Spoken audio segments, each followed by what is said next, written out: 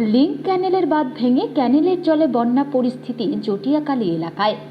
আচমকাই রাতের অন্ধকারে ক্যানেলের জল হু হু করে গ্রামের অনেক বাড়িতে ঢুকে পড়ে।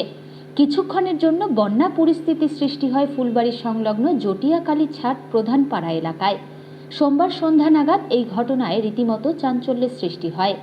এদিক ওদিক ছোটাছুটি শুরু হয়ে যায় এলাকাবাসীদের মধ্যে।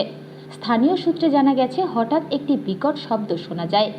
কিছু বুঝে ওঠার আগেই হু হু করে লিংক ক্যানেলের জল ঢুকতে থাকে বাড়িতে।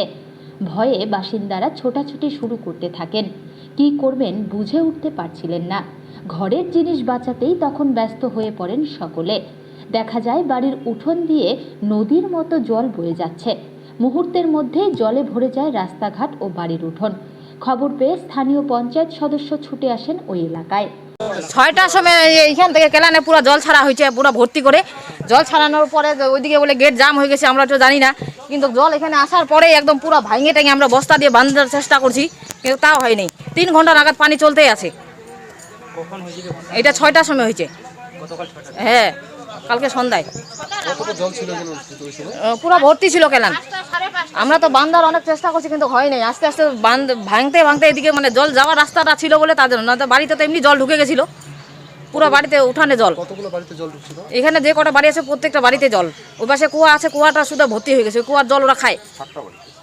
কতটা আতঙ্কে ছিলেন তো সেই সময়টা? আমরা তো মনে হচ্ছে যে বসে কান্না করবো, এরকম ভাব এখানকার। বন্যা পরিস্থিতি? হ্যাঁ, এরকম তো কোনো সময় হয় নাই, এবার প্রথম হয়েছে এখানে।